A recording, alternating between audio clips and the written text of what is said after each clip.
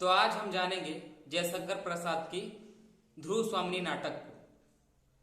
यह नाटक पूर्ण रूप से नायिका प्रधान नाटक है। इस नाटक के मुख्य पात्र यही ध्रुव स्वामिनी ही होती है और कुछ सहायक पात्र भी हैं, जिनमें रामगुप्त है, उनके छोटे भाई चंद्रगुप्त और कोमा रहती है, शकराज भी रहता है। तो इन जो पात्रों को जो मैंने अभी नाम लिया है वो पात्र सहायक पात्र है और मेन पात्र तो आपको बता ही दिया हूं कि ध्रुव स्वामिनी होती है।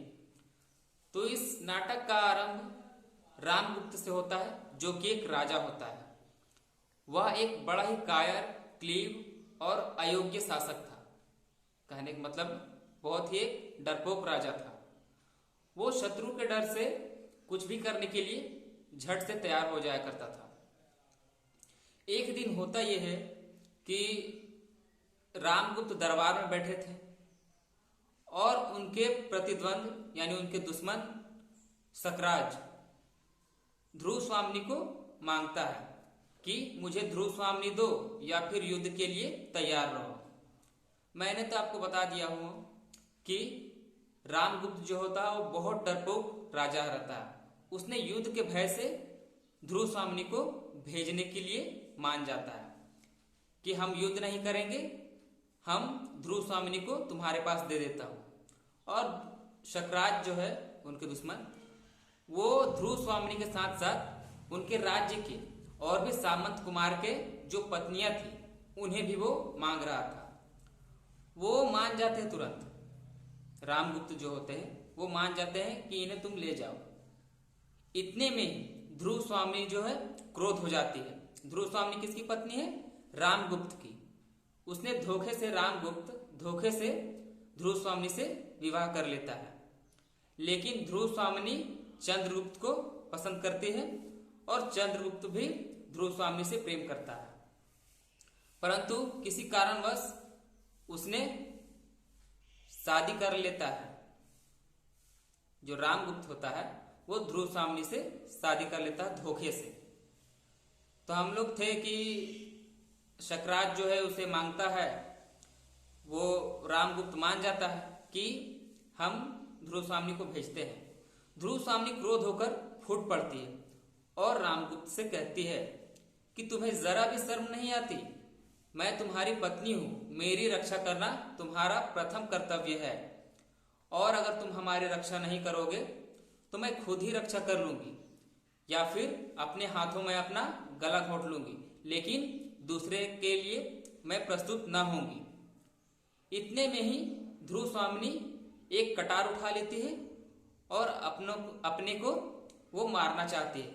अपने से वो आत्महत्या करने में उतारू आ जाती है ध्रुव स्वामिनी। इतने में ही नाटक में चंद्रगुप्त का प्रवेश होता है।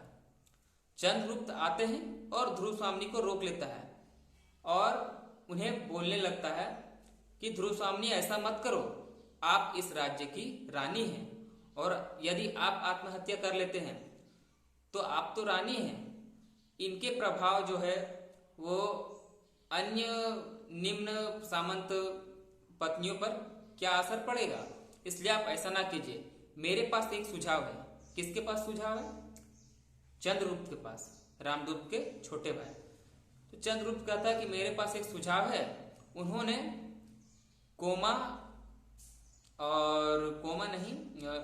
ध्रुव स्वामिनी और सामंत कुमार की जितनी भी पत्नियां थी और चंद्रगुप्त ने मिलकर एक योजना बनाई कि हम लोग जाते हैं और एक शकराज को जो है जो उन्हें धमकी दिया था, शकराज को मारने का पूरा प्लान यहाँ पर बैठ जाता है। चुपके से वो लोग प्लान बिठाते हैं कि हम लोग सभी जो है स्त्रियों के भेष में वहां जाएंगे।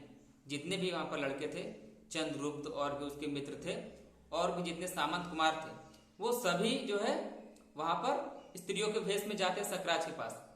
और जाते हैं तो वहां पर आपस में वो लड़ाई करने लगते हैं कि मैं ध्रुव स्वामिनी हूं तो मैं ध्रुव स्वामिनी हूं, आपस में ही बोल बोल कर लड़ने लगते हैं।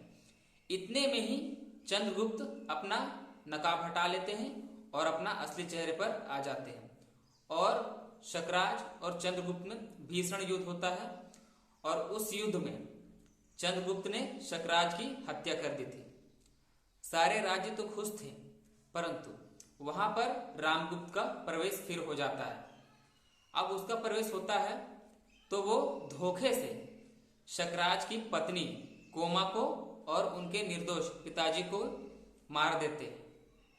इतने में ही चंद्रगुप्त जो होता है वो क्रोध करने लगते हैं कि भैया आपको ऐसा करना नहीं चाहिए था, क्योंकि इनका कोई दोष न था। दोष तो इनके बेटे शकराज की थी जिन्हें मैंने मार दिया है।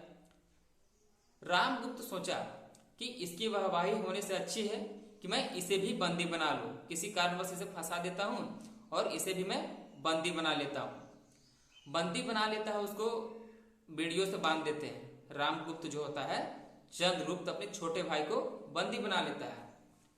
इसमें ध्रुव स्वामी को क्रोध होता है कि ये तो तुम्हारा एक मदद कर रहा है और दूसरी ओर तुम इसे बंदी बना रहे हो, ये अच्छा नहीं है। और इतने में वो आपस में झगड़ने लगते हैं। रामगुप्त और ध्रुव स्वामी आपस में झगड़ने लगते हैं। किसी प्रकार तो वहां से वो चले जाते हैं और फिर दरबार में उसका फैसला होता है। किसका? चंद्रगुप्त का। पुरोहितों ने और तमाम मंत्रियों ने किसका पक्ष लिया? चंद्रगुप्त का, कि चंद्रगुप्त सही है, इसलिए चंद्रगुप्त को राजा बनाया जाए और रामगुप्त को राजा के पद से वंचित किया जाए। रामगुप्त बहुत क्रोधित हो जाता है, क्योंकि वो शुरू से ही राजा बनने की अभिलाषा में थे और राजा भी थे।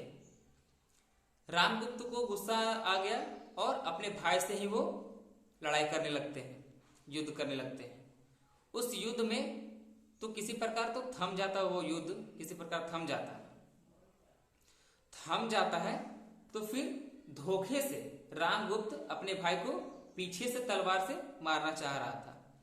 इतने में ही वो सामंत कुमार, पीछे से एक सामंत कुमार आकर रामगुप्त की हत्या कर देते हैं और फिर चंद्रगुप्त और ध्रुव स्वामी की विवाह हो जाती है और इसी प्रकार वो लोग फिर खुशी खुशी रहने लगते हैं।